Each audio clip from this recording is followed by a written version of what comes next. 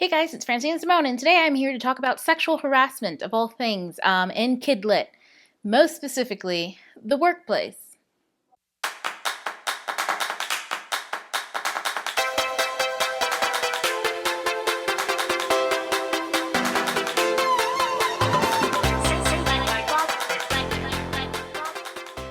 So one, I kind of want to preface this video with the fact that an article came out in the School Library Journal talking about sexual harassment and naming quite a few actual perpetrators of any type of sexual misconduct and sexual harassment.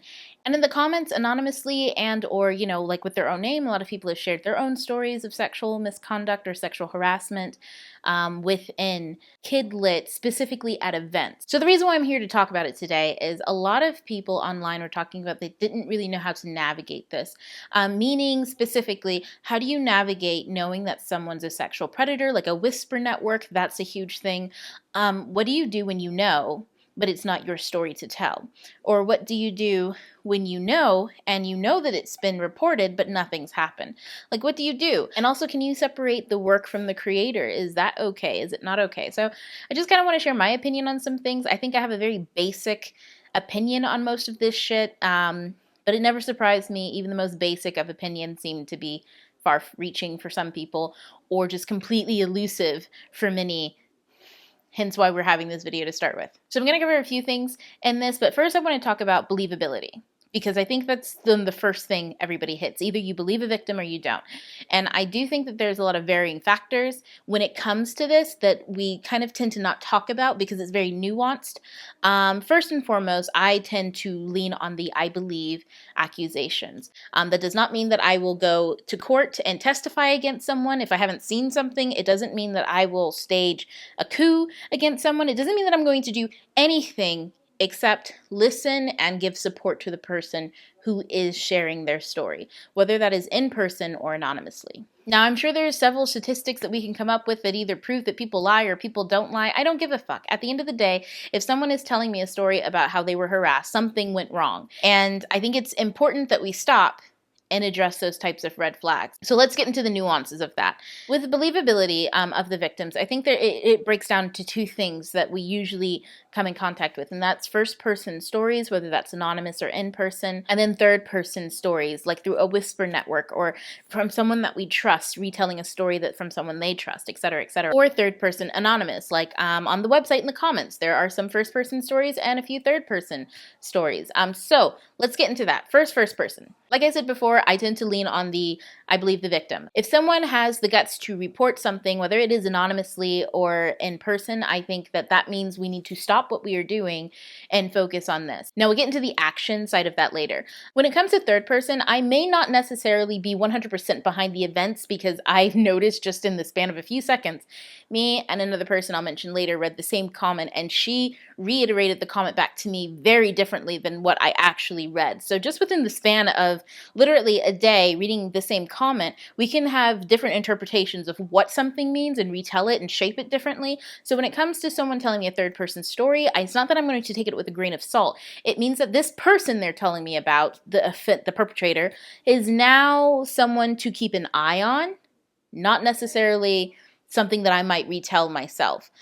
Because again, just because I'm friends with someone and I trust them and their confidence, it doesn't mean I trust the confidence of the person who told them this story.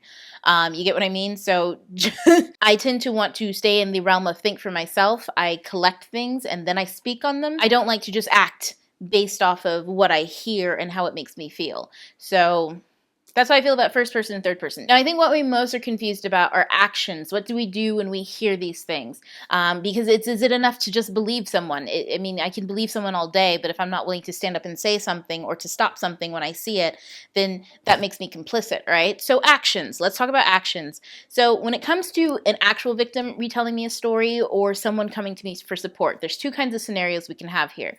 One is someone confiding in us. For me, first and foremost, what does the victim want? If someone wants to pursue any type of legal action afterwards, then I am A-okay with supporting that person emotionally while they go through it. Now, I won't testify because I didn't see anything. For me, personally, I like to at least be a witness of something or to help someone as much as I can without being dishonest on any front. And then it comes to, what if you're at an event and someone comes up to you and they're telling you about this person who has asked them something highly inappropriate? What do? Do you go up to that person and slap the shit out of them and tell them, get your shit together? Or do you report it to an event organizer because your friend shared this with you and you really care and you're there and you don't want this person doing it to someone else? Again, first, I think foremost, what does the victim want? Second, if you're still at the event, be like, hey, girl or dude, because what would you like? Like, okay, let's keep you away from this person, but for real, I'm going to stay with you. And if they come up or they try to corner you or anything like that, I'm going to watch. And if I see something, let it be known. I'm going to come in, I'm going to step in, and I will report that as. You don't even have to, because then it's my account of seeing something that happened that made me uncomfortable, that I thought was wrong and needed to be said. So, girl, I got you, boo-boo. That's technically where I land on things. I don't know if you can tell, is if I can see something, witness something, or support someone in the moment, that's what I do. So, hey, if pubbing peeps, if you're out and about and you see me and you are a little weary about somebody, let me know, because like I said on Twitter, I will look the devil in the eye and call him a lie, and that is no joke. Now let's talk about third party. As far as whisper networks, what do you do when you hear information about a person and you're hearing multiple different kinds of stories, because it's an open secret essentially, and you want something to be done about it, but it's not your story to tell. I know this is probably the hardest part for most people, but the best thing that you can possibly do is change yourself. There is totally something you can do, even if it's not being taken up of, or you don't see someone getting some legal action, or even if it's not something that quite warrants legal action, but this totally warrants social shunning. Start the social shunning process. Speak up if you're in front of that person and you see something a little inappropriate. Keep your eyes open and keep your mouth open if you're that type of person. I know a lot of people aren't as mouthy as I am. I mean, honestly, I'm about transparency and honesty. If I see you acting like a fool, I'm going to say something, whether you're my friend or not. Like, I check my friends. I know that's really hard for some other people. You feel like it's uncomfortable, and we're kind of programmed in America especially to avoid confrontation while being confrontational. But for real, check your friends and check your perpetrators. Like, be like, hey, that's not cool. Be professional. Learn to do something a little differently. And I know that doesn't seem like much, but it is quite a lot. If someone walks into a room and they know that their type of behavior isn't allowed in this room, they change. It's only when we give the appearance that it's okay to behave like a fucking scumbag that people actually start behaving like scumbags. And the best way to tell someone that they can do that is with silence. Now, the next type of actions, because like I said, for those of us who are at work events, conferences, I would even say after parties of conferences, any place where you congregate with other people in the industry, whether there are drinks or not, unless it's specifically you inviting people that you like from the industry to something different outside of work. Anything that has to do with you connecting or networking about work is a work event. So in these cases, let's talk about what kind of actions need to be taken for people who perpetuate these kinds of things at these events. Well, first of all, events need to have some hardcore policies on sexual harassment and what professional behavior looks like and what's expected at these events. I don't think that we could ever say no more open bars or no more closed bars, but no more bars and drinking at these events. People will drink at these events. It's just, you know what? Sadly, most people don't know that they're not supposed to drink to get wasted, or most people can't have one or two drinks and be fine. They have to, get shit-faced and act like a fucking idiot. But, I think there needs to be a clear definition on what qualifies as professional behavior. And I think number one on the list should be no sexual interactions during the events. I don't know why it's so fucking hard for adults to keep it in their pants at these things. I don't know what's so hard about not making sexual jokes or sexual remarks. I understand that they can be funny. Guys, I am morbid, I am dark, I am hilarious. Watch videos. Like, at home, I am probably the most uncouth person you can imagine. I make all sorts of jokes, but you know where I won't be making those types of jokes? At work events where there are other teens, at schools, at any in public in general, around people who aren't my intimate friends. I just think it's so highly inappropriate to blur the line between a professional relationship and an intimate relationship. I don't know why that's so difficult to get into most people's heads. And yes, I understand. People like to date their coworkers. It's all right if you're an author and you find another author attractive and you want to get to know them. Why not ask them on a date? Did I just blow somebody's mind? Because I think I blew my own mind. Why not ask somebody, hey, I'd really like to get to know you more. Can we go on a date? Like, to me, if you want to prime somebody for some good old love making because you thinking you vibing and stuff, don't do it in the middle of a conference. Why not, I don't know, be adult about it and ask them on a date, like, hey, after the conference, just me and you, do you want to go out and get a drink? You know, I'm really enjoying this time with you, so you want to like kick it? We can Netflix and chill or something. I don't know, you know, you want to give me that number? Like, what is so wrong with that? If someone's like, ugh, no, like, no, then you just leave it at that. Your ego's a little bit bruised and your heart's broken, whatever. Or somebody could be like, yes. And then, yay, go out and do your things, fondle each other's goodie bits. Like, it's not that fucking serious. But why is it necessary to prime people for a sexual encounter during work time? It's inappropriate and it's a no-no. Do you think your sexual jokes are funny? Do you think your jokes about your penis is funny? No. Do you think talking about your boobs or how you want to motorboat my boobs? Like, no. None of that is cute and none of that is funny. Like, even if we're intimate friends, if you're at a professional work event, keep that shit under wraps because I ain't having other people over here in this conversation thinking that we don't know how to act in public. It's not fucking hard. Now, this clears up a lot of those discrepancies where people are flirting and it's clearly like nobody likes it. You know, the guy who likes to like aggressively touch your shoulder or to like touch your hand, or the chick who can't get her hands off of you because, oh, you're a guy and guys love sexual attention, or the chick who keeps talking about your eyes and you're just so beautiful and this and that. And you're like, bitch, I'm just trying to talk about books and I'm trying to pitch to this agent. Can you stop talking about my face? That kind of takes care of that. You know, just make it a blanket. Professionalism only. If you're making sexual advances towards someone or even advances where you'd like to engage in sexual contact, that part is okay. Just don't do it at work. Ask that person outside of work function and boom, boom, boom, boom, boom. They can tell you, no, I don't like your ugly ass. Or they can be like, yes, yes, let's do this. And you're skate free. But if you choose to do it at a work event, know that you're towing the line. If you choose to do it and the person you're doing with it is okay, know you're still towing the fucking line. Because if that person decides to change their mind because they think you look weird, you smell weird, or they were just entertaining you because they didn't want you to make you feel bad. Women do that all the fucking time. And then they'll turn around and start whispering on your ass. So know that you're towing the fucking line and you should probably stop. And I know that this is very difficult because for some people in their cultures, flirtation is different. For some people, flirtation is just making kind compliments. And for other people, it's, you know, touching someone. And for some people, touching someone is just being friendly.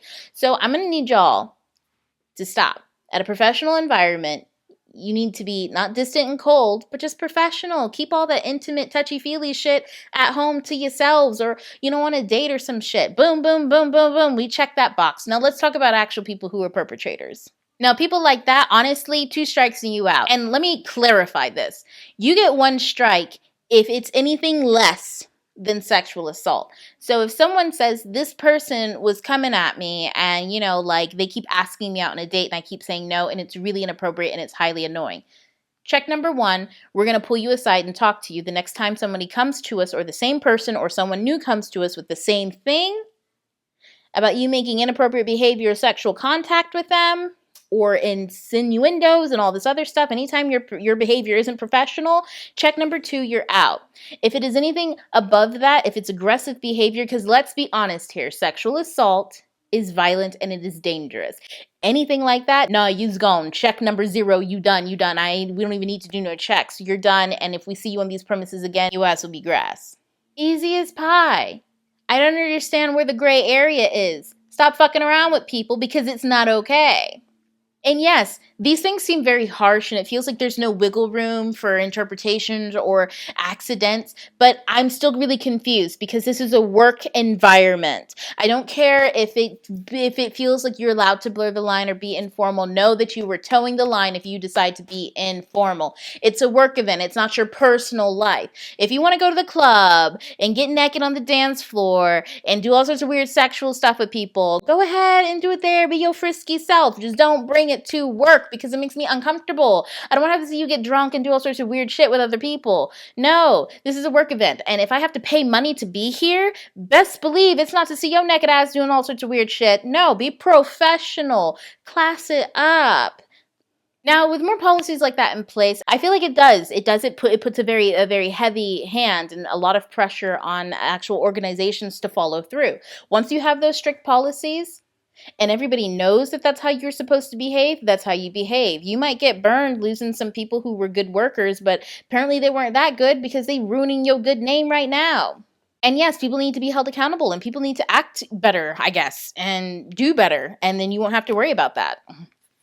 Now, next, when we talk about like actions, would be like industry punishment. And what's actually ironic is a lot of this happened on the eve of some book awards, and I believe one of the books nominated, or no, one of the books that got the award, the Part-Time Indian book by Alexi Sherman or something, he was actually named quite often as a perpetrator of sexual misconduct and sexual harassment, and his book won an award. So, can we separate the creator from his or her work?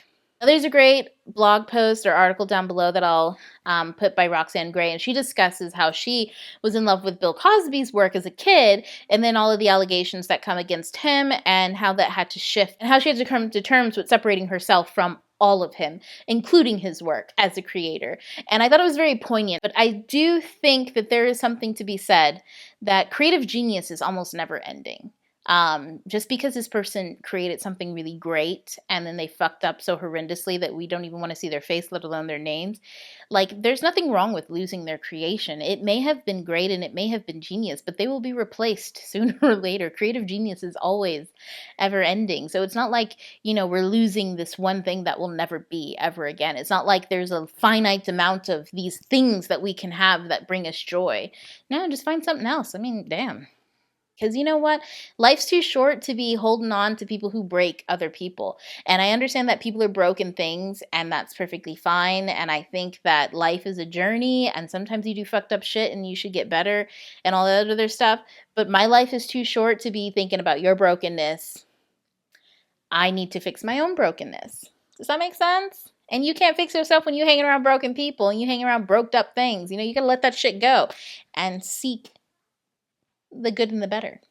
But speaking on that, this kind of pushes me into community. And before I get into that and talking about broken things and broken people and how, they can create these good things, but, they do terrible things, it reminds me of something Erykah Badu said in one of her interviews. And it was that you can do bad things without being all bad. And that not people aren't all bad just because they do bad things. And I say that, and I know the initial reaction to hearing that is to think, so we're supposed to forgive this person, love them just because they did a bad thing. Well, that bad thing is horrendous. And no, that's not what I mean. Now, I know that that is the initial reaction, and I guess you can look at it that way, but the way that I choose to look at it is in a way to check myself. Just because this person isn't bad doesn't mean they can't do bad things. So that means I need to look at this person who I held up as someone who was fairly good and realize that they are flawed and that they can do flawed things. And that stops me from being highly defensive when seeing people on the list that I know and thinking, oh no, they couldn't have, it's probably a mistake, or somebody was probably being super sensitive, blah, blah, blah. No, I don't necessarily have that reaction. I think because my mindset is that way, is that, people do fucked up things, even though they're not necessarily bad people. And if you can remember that, it'll be much easier to confront your friends when you have to pick up that phone because they're calling looking for somebody to shoulder to cry on because they've been called out. If you can find it more easier to call out your own friends, you'll feel much better. And people will start behaving better because they know that they can't behave badly. If it was anybody that I knew on the list acting like that, and either one, I'd be ghosting their ass if I just didn't want to have to deal with them because they're toxic, or I'd be like, bruh, no. I don't even want to hear any motherfucking excuses. You need to get your shit together because you liable to end up in jail. Like, I don't know what you did necessarily. I honestly don't even need to really hear it because if you came up so often from different points of view and from different people and you've been circulating on the Whisper network like this, it means you do wrong shit and you need to check yourself. No, you don't need to check yourself. I'm checking you. Check it, buddy. Get it together. Move it along. And I mean, I do that with my friend. If I was in with my friend and she was feeling up on some dude or objectifying somebody, I'd do the same thing. Like, nah, you need to get your shit together. That is not okay. You just don't put your hands on somebody like that. But speaking about actions in the community, what can we do now that this list is here? And so I got into kind of a spiff with someone on Twitter. It's on Twitter. You can find it if you want to. And because I shared a list of names, somebody was keeping a catalog of all the names that came up in the comments, and I shared a list. And there's one person on the list where she was accused of third-party allegation of trying to grind on an editor while the editor's wife was in the room, and that she was also inebriated. So she's on the list. And so this person said, do you think it's responsible to share a list like that with, perpetrators like Jay Asher and James Dashner, where they are sexual predators, and she is someone who was flirting with someone. Legitimately, she said flirting. I was like, girl, trying to grind on somebody ain't flirtatious. Like, I've literally 100% been in that position where I am dancing in a club with my husband and some other guy came over trying to grind on me as if somehow I was a pole for men to grind on. And we were like, whoa, dude, what the I got a little violent. But nonetheless, I've been in a position like that where it's unwanted contact, and I do not consider that flirtation. But this person's from New York, so maybe she does consider that flirtation. I don't know. Maybe people in New York are a little bit more freaky and risque, and they like whatever. But she did bring up good points that this was a third-party allegation, and maybe it wasn't a work function. Maybe it was whatever. So how do we deal with people on a list like this when there are varying degrees of sexual misconduct, where some people could be sexual assaulters on this list? I don't quite know, because not even all the stories are there, not all the details are there, and some people would just get a little too drunk and do a little too much. For me, I still hold firm on sharing that list, because at the end of the day, you ended up on this list because you did something that wasn't professional in a professional setting. Even if it didn't feel like a professional setting, if you were there with other professionals, you should still conduct yourself in a professional manner. If you're in a professional setting surrounded by professionals, and you decide to get drunk, or you decide to grind up on somebody, or you decide to touch someone too many times in a weird place, or you decide to flirt with someone and say his face is cute and he's this and that, or you looking at a cover model and you're like, ooh, I just loved you on the cover of this book and this, you fine and this, you're towing the motherfucking line. You were towing the line, and it's not okay. Just be professional, and you don't have to worry about being on a list.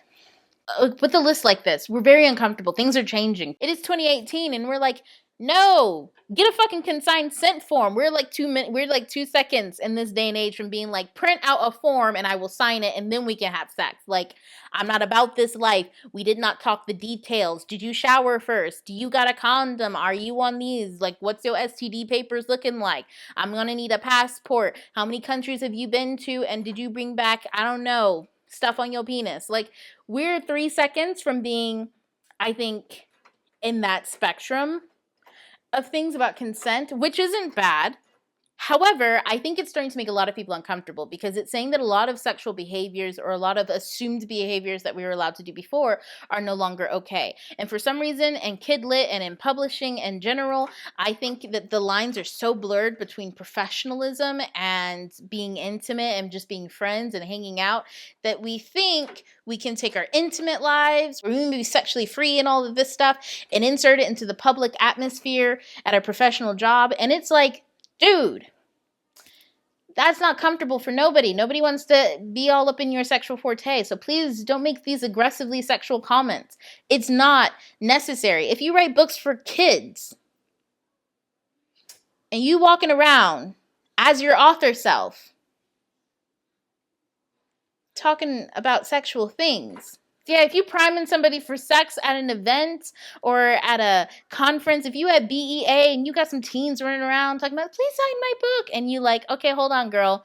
I'm gonna undress you later. Like, no, that's not all right. And we're at a time and point where people are starting to say that, and they're starting to say it out loud.